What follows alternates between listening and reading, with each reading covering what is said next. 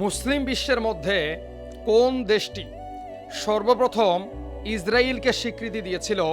এই দেশটির নাম কি আমরা জানি? আমরা কি জানি ইসরায়েল রাষ্ট্রের প্রতিষ্ঠার পরপরই সর্বপ্রথম কোন মুসলিম দেশটি ইসরায়েলকে বন্ধুরূপে গ্রহণ করেছে? হয়তোবা আমরা অনেকেই জানি না। আজকের এই ভিডিওর মাধ্যমে আপনাদেরকে আমি তথ্য দিতে চাই। নিঃসন্দেহে তুরস্ক নামের একটা দেশকে আপনারা চিনেন। এই দেশের রাষ্ট্রপতি হচ্ছে রিসেপ তাইয়েপ এরদোগান, যাকে ব্যক্তিগতভাবে আমি পছন্দ করি।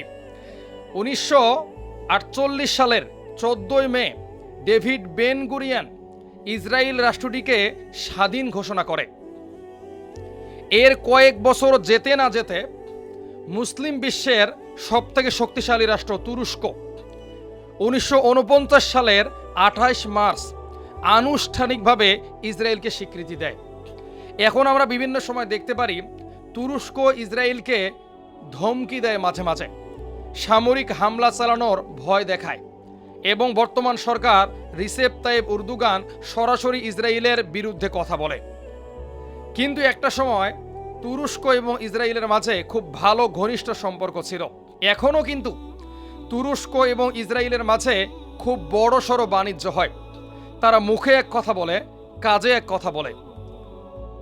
তাদের মুখের কথা এবং কাজের মধ্যে আসমান জমিন পার্থক্য আছে।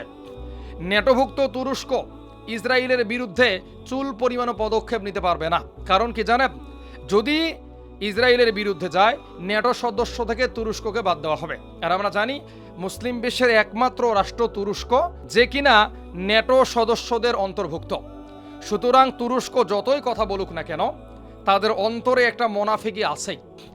এরাই তারা যারা সর্বপ্রথম ইসরায়েলকে বন্ধুরূপে গ্রহণ করেছিল। বর্তমান সরকার যদিও ইসরায়েল বিরোধী কর্মকাণ্ড করে, কিন্তু ভিতরে ভিতরে তাদের একটা অ্যালায়েন্স আছে।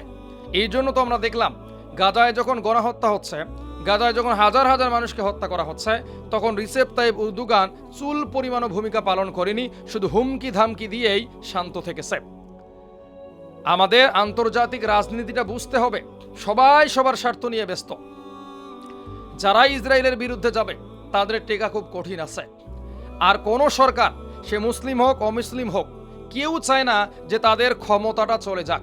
কেউ চায় না তারা ক্ষমতাচ্যুত হোক। সকলেই চায় কারো হাতে ধরে হোক, পায়ে ধরে হোক, গোলামি করে হোক, যেভাবেই হোক না কেন ক্ষমতায় আমাদেরকে টিকে রাখতে হবে। সাহাবা একরামদের যুগে আমরা দেখতাম কি, ক্ষমতা চাইতো না, জোর করে ক্ষমতা দেওয়া হতো। এখন কি দেখা যায়, জোর করে ক্ষমতায় থাকে। এর জন্য যদি কয়েক লক্ষ মানুষকে জ্বালিয়ে পুড়িয়ে ছারখার করে দিতে হয়, কোনো ধরনের সমস্যা নাই। সুতরাং ইসরায়েলকে যে দেশটি সর্বপ্রথম স্বীকৃতি দিয়েছিল, এটি হচ্ছে তুরস্ক। এটা আমাদের মনে রাখতে হবে। তুরস্ককে আবার অন্য দিক থেকে ধন্যবাদ দিতেও হয়। কারণটা কি জানেন? মুসলিম বিশ্বের মধ্যে সব থেকে শক্তিশালী দেশ হচ্ছে তুরস্ক, যারা পঞ্চম প্রজন্মের কান যুদ্ধ বিমান তৈরি করেছে। বায়ার একটা টিভি2 মতো শক্তিশালী ড্রোন তৈরি করেছে। কয়েকদিন আগে তারা আন্তঃমহাদেশীয় ব্যালিস্টিক মিসাইল তৈরি করেছে। তো সব মিলিয়ে তুরস্ক কিন্তু সামরিকভাবে শক্তিশালী হচ্ছে। সামনে যে পরিস্থিতি আমাদের জন্য অপেক্ষা করছে, এটি হচ্ছে সংঘাতের পরিস্থিতি।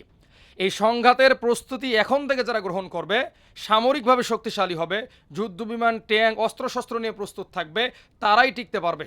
আর যারা এখন টাকা পাচার করা নিয়ে ব্যস্ত, বড় বড় বিল্ডিং করা নিয়ে ব্যস্ত, তারা কিন্তু অতি শীঘ্রই ধ্বংস হয়ে যাবে।